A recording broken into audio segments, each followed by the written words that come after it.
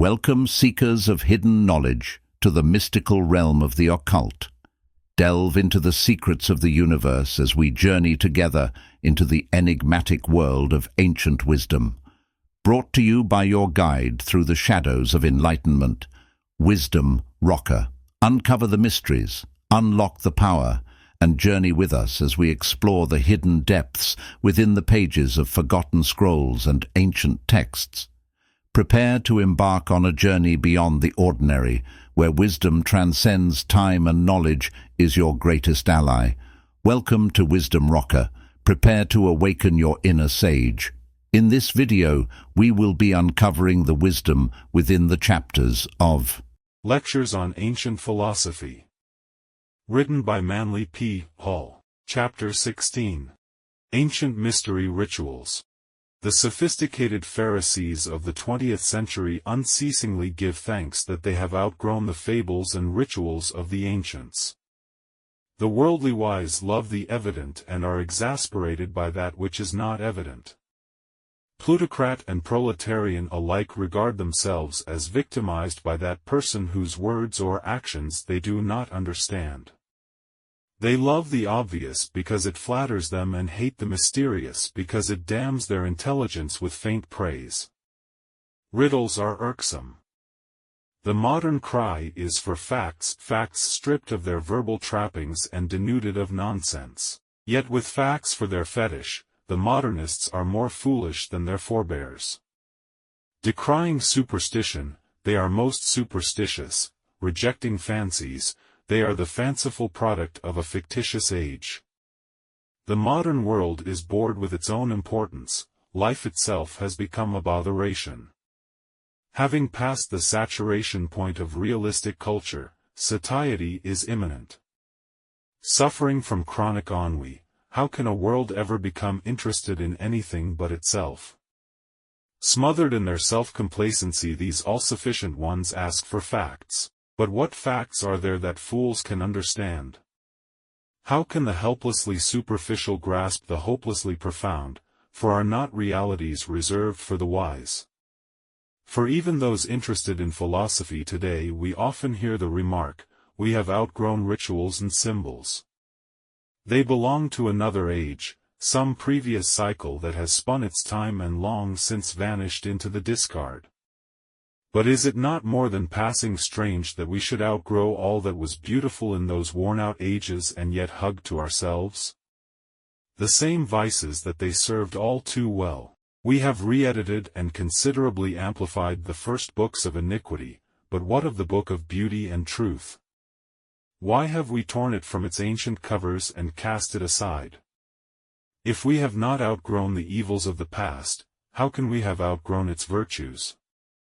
How can a man say, "I live in a new age," and then steal more brazenly than the Spartans, intrigue more murderously than the Egyptians, kill more wantonly than the Romans, and oppress more heartlessly than the Brahmins?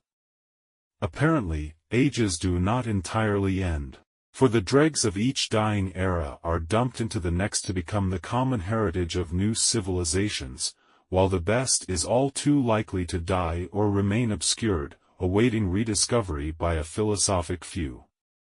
There are times when memory is a carrier of carrion, and when committed to writing, this carrion becomes history. Not only have civilizations perished, but civilizations have also lived and exemplified some phases of the beautiful. We regard the past as having vanished like a dream. It seems to us unreal, but even as we say the past is dead, we ourselves die. The modernist cries, "Look to the future." We follow the direction of his finger and, behold, there is nothing. The future is an unfashioned quantity. It is the highly glorified now, the minute stepped up to infinity. The future is a great intangible capacity stuffed full with the same substances of which the past is made. In the last analysis, both now and then shall pass away. There is, however, a strange philosophic now which endures, but the now of fools is but an instant slipping into then. The past is more kindly than the future. It is rich with memories and redundant with accomplishments. Whereas the future is the abode of the unborn, the past is the dwelling place of the immortals, for when man passes from the little now to the great then, he either sinks into a kindly obscurity which covers his faults with the mantle of forgetfulness, or his memory grows until men raise altars to do him homage and the ages resound with his name. The past is the security of the wise, the sure foundation upon which his feet are placed, the present is the slippery footing of the fool, for it passes away even while he stands thereon. We never outgrow the past any more than we outgrow our own childhood, for maturity is something added on. It is the complement, not the contradiction of that which preceded it. Remove the child from the man and he dies, for the child is the beginning, the point of unity from which all the rest springs like the oak from the acorn. The past is the abiding place of tender memories, of wise experiences. It is the fountain of beauty, life and truth, and although this fountain flows through all the ages to make fertile the distant corners of creation, yet shall it never be greater than its own source. It is fitting that every man should venerate his tutelaries with some expression of the beautiful.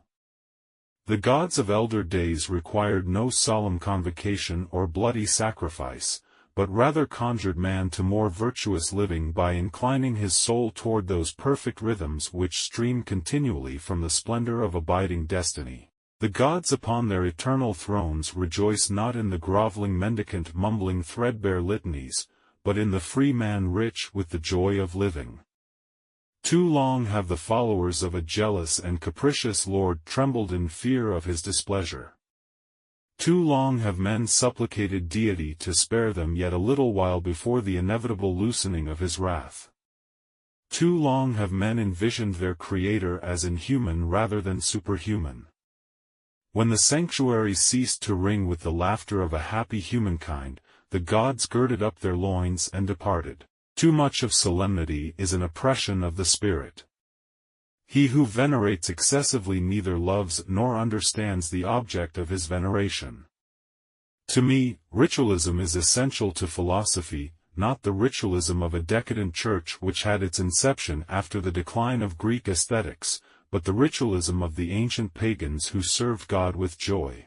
Today we serve our faith with sadness, and if all the dwellers in the seven heavens were to perish together, the sound of our lament could not be more piteous than those funeral hymns with which we herald the glad tidings of our salvation. Never should we forget the story of the simple-minded jester who, entering the cathedral and having nothing else to offer, performed his repertoire of tricks upon the altar before the statue of the Virgin. When, indignant at the impious act, the priests sought to drive the youth from the church, a miracle happened. The stone figure of the Mother of God came to life and bestowed its blessings upon the adoring juggler. The substance of faith is not dignity but sincerity, not formality but naturalness. Ancient religion was devoid of sermonizing.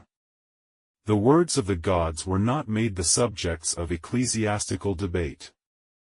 Tiresome clerics did not drown their congregations with a flood of pointless argument. A local exponent of the old-time religion recently offering their prayers and hanging garlands on the herme chose for his subject the vital question: which of the 12 apostles was the first to drink from the holy cup at the Last Supper? After first intriguing his audience by a few anecdotes concerning his own childhood, the minister analyzed his text from every conceivable, as well as inconceivable angle. At last, running short of time, he postponed his conclusions on this matter of pith and moment until the following Sunday. All the while virtue continues to fail from the earth, crime waxes strong, and there are ominous mutterings of new wars. The priests of the ancient temples were merely the custodians of the treasures bestowed upon the sanctuaries by the wealthy. The temple devotees came when it pleased them, of the illustrious dead. In the presence of the images of the immortals the thoughtful soul sought solitude. Into this inner silence there flowed a mysterious strength, courage to dare, patience to wait, vision to hope, fortitude to die. No discordant choir interrupted the ecstasy of enraptured meditation, no smug-faced deacons doled out the pews. Sanctuary was a place holy and inviolate, a plot of earth separate from worldly concerns where man might go to ponder the realities of life. Here all that was good seemed near and all that was fearful far removed. We may brand him an idolater who reverently stands in the presence of a great marble figure carved by the hands of man into the symbol of a formless power. We may say that no mortal sculptor could enliven an image or cut from marble a divinity. But imagine yourself standing within the temple portals. Upon its lofty pedestal before you looms the figure of Olympian Zeus. The face, many times life-sized, is carved from ivory, as are the arms and the sandaled foot that extends beyond the folds of his golden robes. The noble brow is encircled by a wreath of gold and the gilded sandals were pounded from the ornaments of worshippers.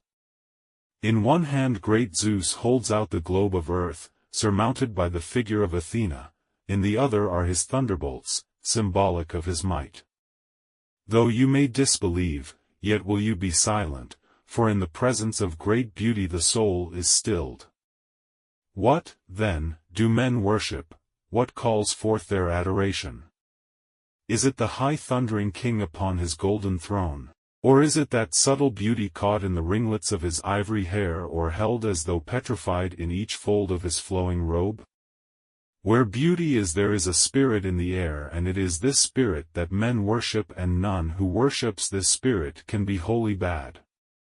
As a thirsty traveler drinks from the flowing fountain in the oasis, so the thirsty soul drinks life from the beautiful and is renewed by the sheen of a gilded globe or the majesty of a carven face. Remember, it is neither the face nor the stone, it is the something that is caught upon the stone as a sound caught by the breeze, as a ray of light reflected upon the ripples of the sea, or a smile given and returned in another's eyes.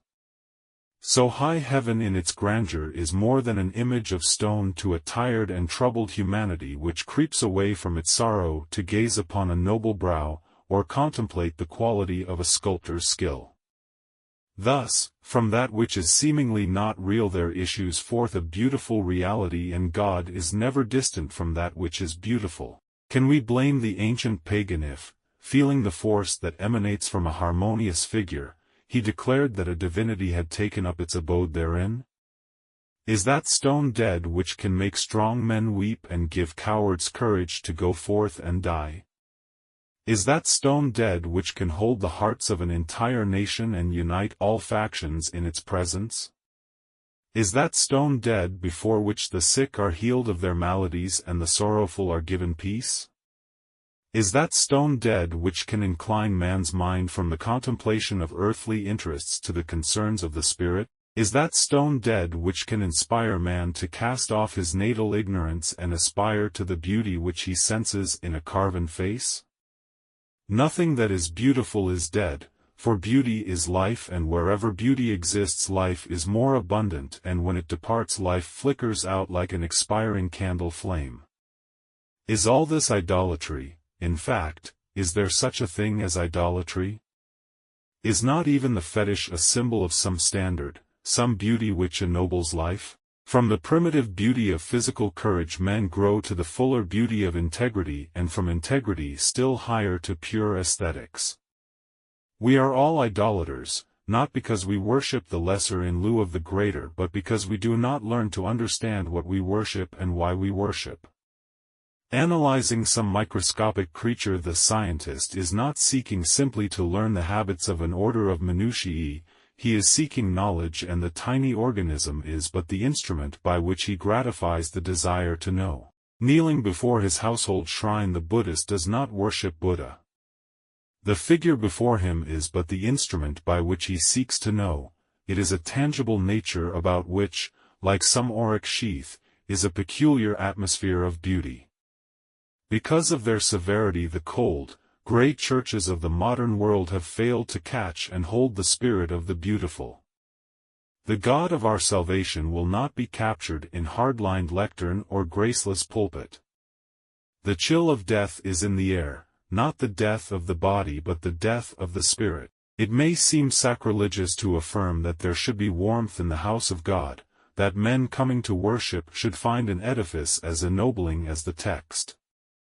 The old cathedrals of Europe hide under their Gothic spans labyrinths of gloomy chambers where in richly carved sarcophagi lie the princes of church and state sleeping the centuries away. Here also are dismal dungeons where those who offended the laws of their gloomy God awaited death, their only liberator.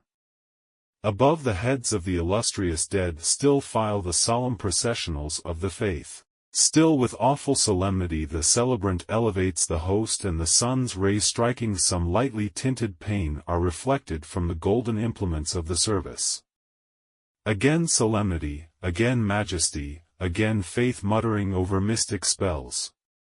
But instead of man being lifted up into the beauty of God by all this pomp and spectacle, he is caused to cringe with bowed head. Oppressed by the memory of sin, the laity feel rather than see the processional pass by. We say feel, for they dare not look, the weight of their faith is so heavy upon them. The splendor of God does not raise the worshipper to union with itself, but rather casts him down with the sense of his own insignificance. Whereas the gods of old in gentle tones bade all men come forward and receive their portion of universal good, the gods of today, pointing an accusing finger at each cringing sinner, ominously proclaim that if the quality of divine mercy were strained, long ere this the human race would have felt the fires of Tophet. Nothing is more meaningless than empty ceremonial. The service of forms and letters must pass away, for in themselves they are as ineffectual as the ivory face of Zeus. In the Christian mysteries it was declared that a spiritual being called the Angel of the Presence was invoked by the solemnizing of the Mass. Brooding over the congregation, this spirit brought with it the benediction of the Father so that the worshippers should not worship in vain. Is not this angel the same mysterious power which moved in the adytum of pagan temples, whose proximity was perceptible even to the profane and whose comings and goings were heralded by tinkling bells? This was the God whose presence was a covenant and whose departure presaged decay. The angel of the presence itself is fabricated from the very essences of worship. It is the atmosphere of sanctity which encloses the holy place as within an iridescent bubble. The contents of this bubble are actually breathed in by the assembled multitude, whose bodies become charged with a certain ecstasy which defies analysis. The purpose of ritualism is to create this intangible atmosphere, to incline men's lives to the quest of that inner peace and tranquility which is temporarily conferred by the celestial visitant. Ritualism fails utterly if it does not induce rhythm in spectator and participant alike. The gods did not rejoice in rituals, but men in whom the higher emotions are latent find in pageantry an opportunity to express the beautiful and thus mingle their lesser lives with the ebb and flow of universal order. Ritualism has no direct appeal to the rational faculties. In fact, the whole subject of religion lies wholly within the province of the emotions. So while in the day of great intellectual achievement religion wanes, in the presence of calamity it waxes strong. Previous to the great earthquake of 1923, the Buddhist faith was not taken seriously by the body of the Japanese people. Even the national shrines wore a dilapidated air, for the empire of the rising sun was fast falling under the spell of finance. Then concomitant with disaster came religion. The mourning multitudes again brought offerings to the temples and decked the shrines with flowers. In prosperity man is sufficient for himself, but in adversity he turns to his Creator for strength. Religion is an instinct so deeply implanted within the human soul that it often remains unmanifested until misfortune sweeps away the superficial and bares the inner self. Thus, to the scientist, the intellectualist and the sophisticate rituals are simply humbug with which a well-fed clergy ensure their own expectation of life by themselves eating the offerings and toasting their benefactors with the sacramental wine. But in the ordeals of the soul of what comfort are stocks and bonds, what consolation can be extracted from the test tube, what condolence can be found in the postmortems of the literati? Trying to make friends out of the printed page and engaging in vicarious romances with their own notions, men of letters live lonely lives. In the great laboratory there is no sound other than the beating of the scholar's heart. Yet there is a rhythm in the air, a slow, measured tempo which inclines the whole deportment to gravity of thought and conduct. As this rhythm infects the nature, a great cry issues from the depths of the tormented soul: there is so much to know and I have such a little while to stay. Overshadowed by towering racks of books, the thoughts of lives unnumbered, the reason is confounded. Thus, deprived of faith in the possibility of knowledge, the life that serves the mind recoils in despair before the impossible. The evangelists of the beautiful summon men to come out of their world of selfishness and thought and to realize that men can die of excessive mentality and that thoughts themselves can become the harbingers of great sorrow. Leave the rhythm of vast enterprise, they cry, leave behind both your interests and your indifferences and enter into the presence of great beauty. Much thinking is a disease and idle speculation leads to nothing. Only he who loves the beautiful is wise, only he who serves the beautiful is good, only he who shares the beautiful is happy. Beauty is in the heavens and its power extends throughout all worlds. Beauty is upon the earth, molding all forms into the likeness of God. Beauty is in the human soul, lifting man upward to ever nobler vistas of endeavor.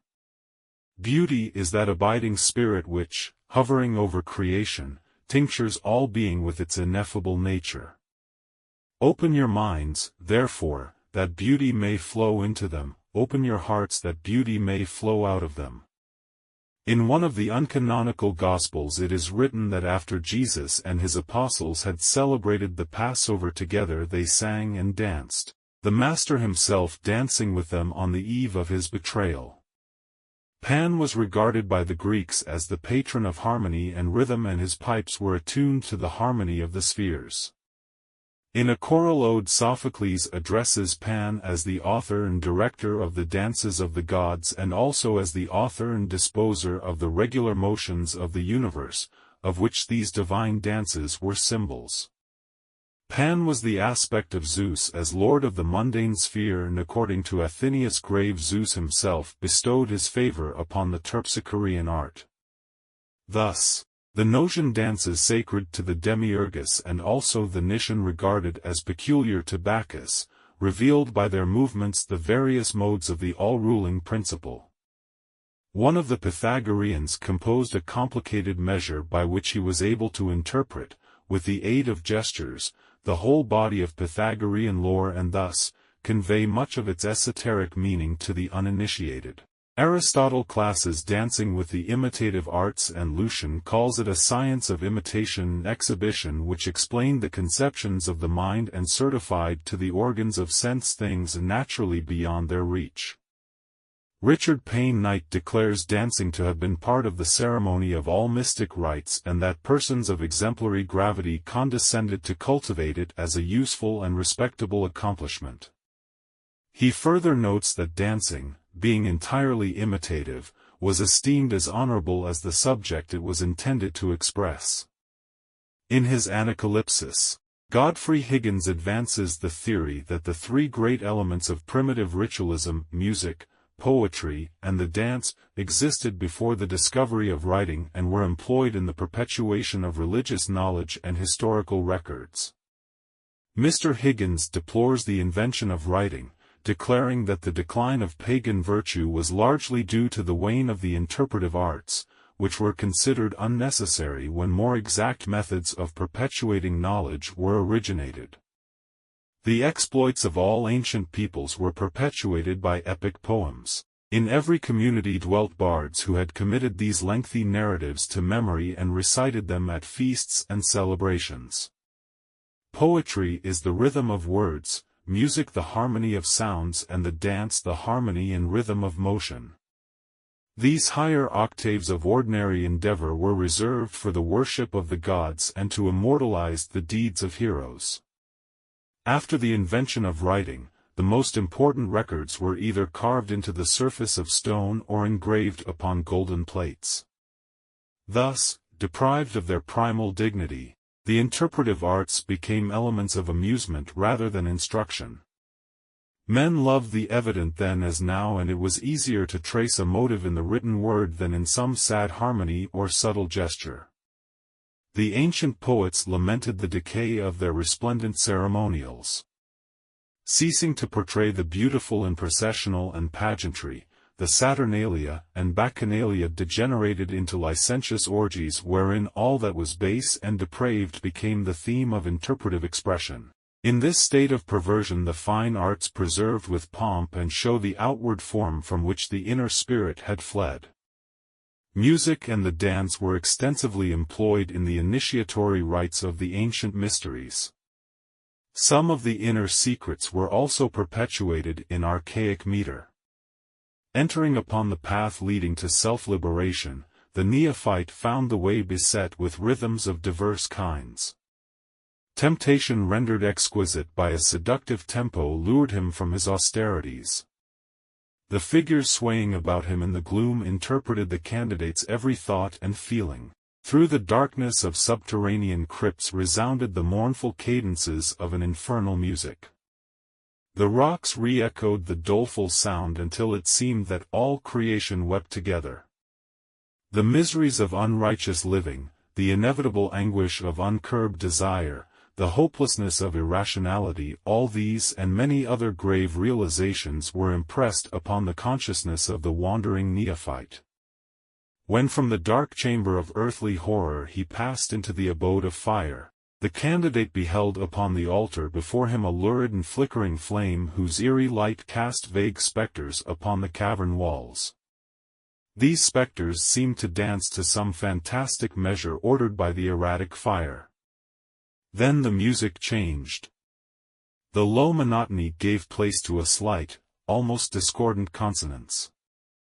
The tones vibrated with a wild abandon, and invisible fingers strove to tear the human nature from the firm grasp of its will. Dim forms in crimson draperies blended their motions with the gyrations of the altar fire, bearing in their hands golden platters of grapes and with vine leaves twisted in their hair. These hours of a rhythmic dream besought the candidate to partake of their illusions. Half frenzied with the exotic harmonies and holding his hands before his face, the searcher after the greater realities of life staggered from the chamber of desire, seeking escape from the haunting rhythms that sought to hold him to the sphere of sense.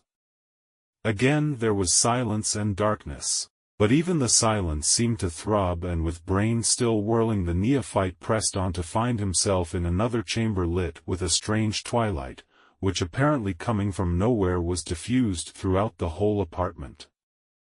About the walls upon stone seats sat a row of grave and pensive figures like senators pondering the problems of the state. The music began again, this time soft and plaintive like a cry from the very depths of the soul. The faces of the silent assemblage were fixed in a melancholy stare as though each man gazed into eternity but saw nothing. The invisible musicians continued their faint and tragic theme, which seemed to whisper that all was vanity, that life was a hopeless span, and that all these assembled thinkers thought in vain. The air was sodden with despair, disillusionment filled the cavern like some noxious fume, and in spite of himself the candidate bent his head before its insidious power. Slowly the circle of seated figures began to sway. Without rising they inclined their bodies and heads in unison. The silent but concerted motion breathed a hopeless negation which seemed to say, "There is no use. Life is a span of useless suffering, with birth and death the inescapable tragedies of entrance and exit." If only one of these swaying figures would speak. Even though his words were prophetic of naught but ill, it would at least break the terrible tension. But no word was spoken. The disciple felt his courage slowly oozing from him as the chill of despair entered his soul. Barely able to stand, tormented by the wailing cadence and half hypnotized by the measured swaying of the old men's heads, the neophyte staggered from the hall of learning back into the dark passageways of the labyrinth. Sobbing and unable to stand, he crawled along the stones, seeking some escape from that cold hopelessness which made all life appear useless and all effort vain. Once out of hearing of the music, his courage returned, and recovering his former poise he continued his quest for light. At last he reached the bottom of a flight of steps, and ascending them in the gloom came to two large doors with golden knobs, whereupon a voice bade him open them and enter. As the candidate swung the massive portals wide, he was almost blinded by the shaft of light that struck his eyes, so long accustomed to somber shadows and gloom. At length his vision cleared, and he found himself in a high domed chamber brilliantly illumined by a massive globe of golden light placed in the center of the vaulted ceiling. The dome was supported by 12 pillars of varicolored marble, and the floor was a checkerboard design with alternate blocks of gold and ivory.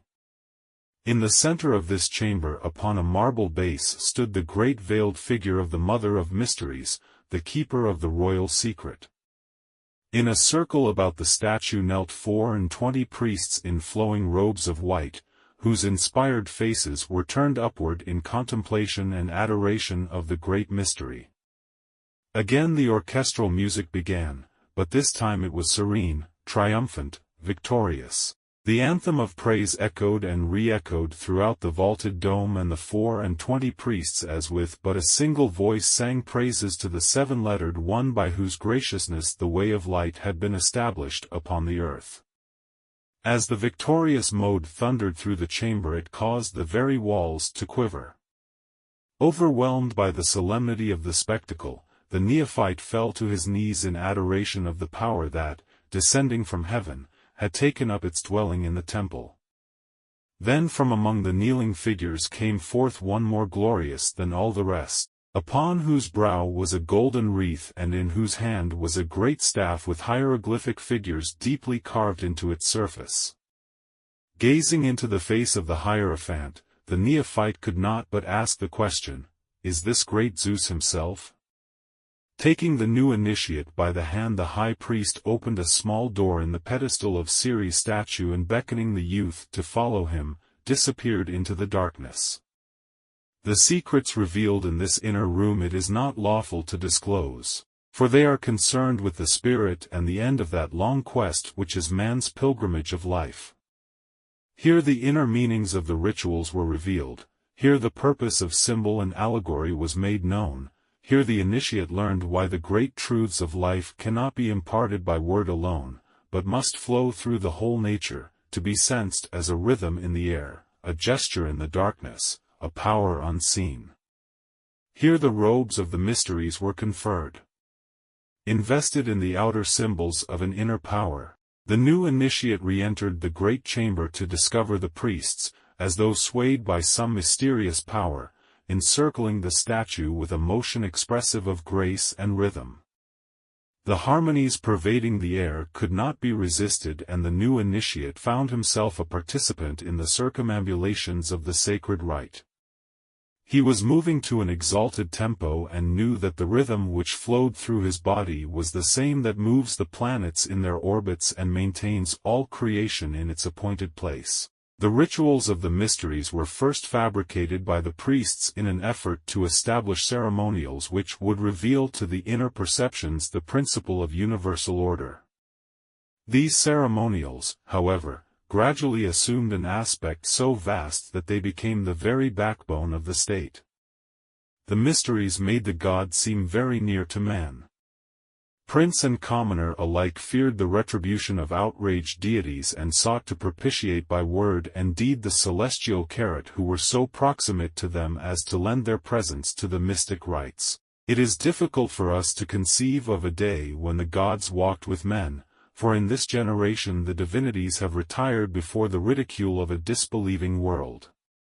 But those who have lived in the Orient know what it means to be ever in the presence of the Shining Ones, for in India the immortals still wander the earth in disguise, and every mendicant may be Shiva incognito testing the generosity of the pious Brahman. It is sad indeed that human souls should be struck with terror by the proximity of the immortals, that instead of glorying in the nearness of his Creator man should be overcome with foreboding, linking heroes with ill tidings and gods with cataclysms. The guilt that sits heavy on conscience is usually responsible for such uneasiness. Men regard their fellows as fools, and as one mortal to another can satisfactorily explain away their vices. The gods, however, are indefinite quantities with most acute perceptions and accredited with the power of convicting man by his own words. When Nero brutally caused the murder of Agrippina, his own mother, Lie faced the world unafraid and drowned his small measure of remorse in his cups. But from that day on he dared not join the processionals of the mysteries or take part in any solemn rite. He feared to approach the gods, for the blood he had shed cried out for vengeance. It is said that upon one occasion when entering the house of a great patrician, Nero beheld a statue of the goddess Ceres. As he looked, the goddess caused her carven face to take on the features of Agrippina. With a hoarse cry Caesar covered his face with a fold of his cape and was carried half senseless from the house. Pythagoras was accused by his enemies of being theatrical and purposely creating an atmosphere of mystery about his person. Even after the lapse of nearly 25 centuries, the great sage is still regarded as an impostor simply because he employed dramatic situations for purposes of instruction. Not long ago, when discussing with a rather eminent scholar the strange personality of the Samian martyr, the learned doctor exclaimed, "But why did Pythagoras insist upon speaking behind a curtain so that only his feet were visible, when anyone knows that such a procedure is utterly ridiculous?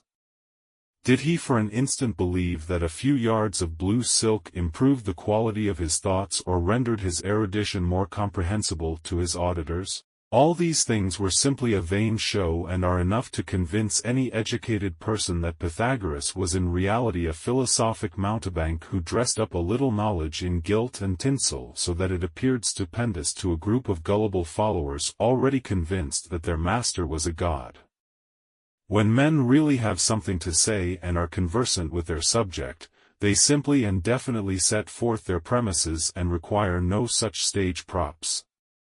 The man undoubtedly knew something of mathematics and a little of music.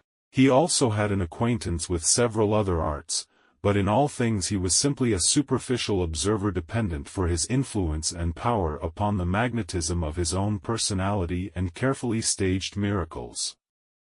We early discovered that the so-called learned of today are incapable of appreciating ancient standards of culture, that they are far too brusque to sense or respond to the subtleties employed by the greater exponents of Greek metaphysics. The veil of Pythagoras is a constant reminder of the fact that if the senses are united in the contemplation of externals, the nature is not free for the rational digestion of internals. He who saw Pythagoras could never know Pythagoras, for he was not to be recognized by the outer senses but rather to be realized by the inner perceptions. If those listening to his words had seen the master, they would have believed the words to have been his own and to have issued from mortal mouth. But unable to watch the movements of the man's lips, the words seemingly issued from behind a mystery and could thus be totally dissociated from the personality of the speaker. The human mind skips lightly over what it does not see, and although all who gathered there realized that Pythagoras was speaking the words, the fact that they could not actually see him do this caused them to regard the words almost as unspoken. The veil itself was the symbol of Pythagoras the man, for the human nature is but a drape concealing an inner and most transcendent part. When men desire to isolate themselves from all external stimuli, they have but to still by the power of the will the action of the outer senses.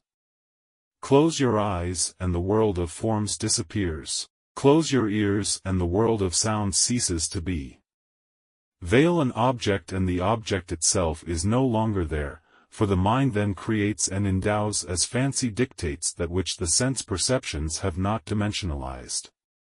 Pythagoras desired his disciples to realize that the words issued not from him but from the great mystery which he had penetrated in part.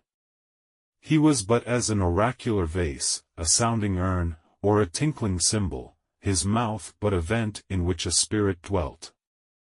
It was this inner and invisible agent that spoke. Hence the words that issued therefrom should be regarded as having their origin not in the man but in the rational soul that is above the limitations of the flesh and superior to the dimensionalizing influence of the external senses. Freed from the hypnosis of a personal idolatry, the disciples might thus receive instruction without learning to love the teacher, might understand without seeking to estimate personality, might come to know the truth and not simply the measure of a man. Why, then, did he permit them to see his feet below the veil? The symbolism is again evident. Man's whole nature is a mystery of which only the feet are visible, for the physical body which we perceive and regard as the whole of man is really but the pedal extremities of the soul. He who sees but the visible man sees only the feet of a vast superphysical agent whose head is of spiritual gold but whose base is of clay. The feet extending beyond the veil reminded the disciple of nature, the visible part of God, whereas the rational and illumined parts that dwells behind the veil separating the visible from the invisible may be known only through the products of the reason. He who saw the feet of the Master had seen Pythagoras, for Pythagoras himself was but the physical extremity of a resplendent invisible nature. According to an ancient adage, men are called by the names given to their feet. The visible physical man to which we assign various nomenclatures is but an insignificant appendage of a nameless reality which, dwelling behind a veil, may never be known until we have learned to esteem the invisible above the visible and consciousness above form. After successfully passing the tests of the lesser rites, the Pythagorean neophyte was permitted to step behind the veil and behold the face of the Master. For it was presumed that having completed his preparatory instruction the advanced disciple could look upon the inferior nature without mistaking it for the rational power dwelling within and behind it. Pythagoras was not only philosophic, he was also scientific in his use of symbols and rituals. He attained ends which modern education utterly fails to attain, because he employed not dramatic but divine procedures in the accomplishment of spiritual education. Today the value of an idea is determined by the relative culture and prestige of its author. In antiquity, however, the culture and prestige of a thinker was measured solely by the quality of his ideas. In other words, a man's thoughts were not considered good because he was great, he was considered great because his thoughts were good. The highest authority of the modern world is the modern world itself, and by that criterion the modern world justifies its works. The highest authority of the ancient world was truth, and antiquity justified its survival by expending its energy in the quest for truth. No man can learn the truth unless he has the correct rationale of approach. In great measure this attitude is the outgrowth of atmosphere, and atmosphere can sometimes be created by a dramatic flourish. Yet is there not a science of atmospheres? Do we not declare that the color of wallpaper affect our moods? Do we not instinctively feel more optimistic when the sun shines than when it rains? Are we not at one time elated and at another time cast down by environmental trivialities? Does not our entire mental constitution reflect the state of our disposition, and are we not more susceptible to instruction when in one state than in another? Is it not therefore legitimate to increase our efficiency by creating those mental atmospheres which most effectively stimulate and directionalize our rationality? From this point of view a veil of blue silk, though to the superficial an absurdity, might become, when employed by one versed in the profounder aspects of the mind, a definite aid to the student's understanding and consequently serve a justifiable end. What has been said of the blue veil applies equally to all forms of ritualism. When rituals are designed and executed by the uninformed they are meaningless and grotesque. When created according to definite philosophic principles and performed with a knowledge of the transcendental arts, these very rites become alive and have resident within their own natures a virtue capable of being transmitted to an assemblage. We have lost the art of ritualism, the science of divine dramatics, yet in the dissemination of philosophic verities it is often necessary to resort to figures and symbols to convey those subtle facts incommunicable by any literal method. The only reason men demand that the statement be direct and simple is that they ignore those elements of life which cannot be stated directly.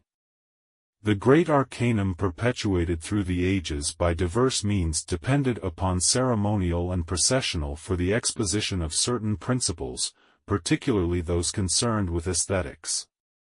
The crassness of our present attitude is largely responsible for the disregard for ritualism that exists in our national life. We do not necessarily refer to the somber rituals of the Church, which are all too often depressing and inhibiting, but rather to those racial ceremonies and processionals with which ancient nations were wont to express the composite ideals of an entire nation through exhibitions of grace, rhythm and beauty. Niebuhr observes that the ancients never founded their tragedies on real, but on mythical history only. What were the myths? Simply the outer veils of the mysteries, that part which, though revealed, remained comparatively meaningless until the allegories were unlocked by the philosophic keys. It remained for Christendom to inextricably confuse the issues of mythology and history, causing the former to take on the substance of the latter and thereby lose all semblance to its own true nature. The early Church recognized, however, the peculiar efficacy of the pagan ceremonials as evidenced by the introduction of the mystery plays, for on the steps of the cathedrals even during the Middle Ages it was customary to enact episodes from the lives of Jesus and the 12 apostles. These pageantries ostensibly were to assist the ignorant in understanding the profundities of the faith. In reality, however, they were perpetuations of the ancient Gnostic practices which the Church Fathers outwardly opposed but inwardly accepted. At this point a subject germane for discussion is the destruction of the pagan mysteries, or the death of Great Pan as it was enigmatically called. The Church affirms that the Gentiles in their frantic eagerness to embrace the new Christian faith deserted, to a man, their heathen altars. Those familiar, however, with the lengthy pleadings and arguments employed by the early Church Fathers to convert unbelievers will realize that the accounts of the pagan stampede toward Christianity are more of a rhetorical display than a true statement of the actual facts. As more than one author has observed, the pagan mysteries actually fell from the combined effect of treachery and profanation. Great Pan, like Caesar, drew his cloak about his face and fell from the thrust of his dearest friend. Yet Brutus was an honorable man. He did not slay for personal gain or because he loved Caesar less, but because he loved Rome more. So with the mysteries. The rending of the temple veil symbolized the abolition of the mysteries and the birth of that new dispensation which sought to liberate mankind from bondage to a despotic priestcraft by making the way of salvation equally accessible to all men, irrespective of their intellectual, spiritual, or ethical status. Carried away by the blandishments of worthy ideals such as these, Christian zealot persuaded pagan proselyte to commit that most impious crime imaginable, namely, to divulge the secrets of the mysteries. On the assumption that the end justifies the means, many initiates broke their holy obligations and thus wrought the destruction of those sacred institutions which for uncounted centuries had been the custodians of the secret doctrine. It was but a few hundred years, however, before the Church awoke from its disillusionment. Recognizing that spiritual equality was but a figure of speech, it straightway reversed its position and proceeded to retrench itself behind the very mysteries and rituals of the pagan institutions it had overthrown. Thus, pagandom died to no good end and the new faith rose upon broken vows and the sincere but misguided efforts of pagan initiates. Upon the desecration of their sanctuaries, the masters of the greater secrets retired therefrom and adopted secret means for the perpetuation of their knowledge. The oaths broken for the glory of God produced no tangible results, for the power of the priestcraft was not destroyed but merely shifted from one organization to another. Through their first spokesman, the Christian Church admitted the possession of certain mysteries and spiritual secrets, and these are still preserved in its ritualism and ceremonials. But for lack of certain august mysteries which had not been entrusted to such initiates as might break their vows, the whole body of the inner work is not now and never was in the possession of the Christian Church. For lack of these elements of knowledge, mystagogues could not interpret the symbols which were accepted solely for their apparent virtues, and hence rituals lost the name of action. So from an outward figure and an unquickened form the science of sacraments and ceremonials was established, the virtues of which Samuel Butler in his Hudibras thus describes. With crosses, relics, crucifixes, beads, pictures, rosaries and pixies, the tools of working out salvation by mere mechanic operation. Upon vain ceremonial and empty rite the anti-ritualist vents his spleen. All too keenly he senses the superficiality, the tawdriness of outer show, but most of all the absence of the inner spirit. But in common with all extremists, because he does not like a part, he would sweep away the whole with imperious gesture. Because he is dissatisfied with the rituals with which he is familiar, he declares the whole science of dramatic instruction to be composed of stuff and nonsense. Estimating things as they should be by the rule of things as they are, the modernist rejects all in the efforts to escape an objectionable fraction.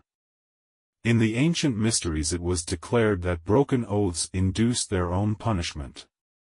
Religion in the hands of the rabble bears terrible evidence to vows and obligations turned recreant. In time, however, these things will pass away, and the beauty now deeply hidden within each deed and thought will again come into its own, for error is mortal, but truth is immortal, and though crushed to earth shall rise again. For thousands of years the ancients perpetuated by dramatic instruction those secrets of the inner life which formed the substance of every mythos. The New Testament of the Christian Church is itself a book of rituals, for it is filled with allegories and parables which inspire by virtue of their dramatic power. Although drama was employed by the priests, it is not essentially a priestly art, for it is an instinct present among even the most primitive types and serves the innate desire of every creature for self-expression. Though in a certain sense a reproductive or imitative art, it is more than this, for it provides an adequate channel of expression for the surging impulses of the soul.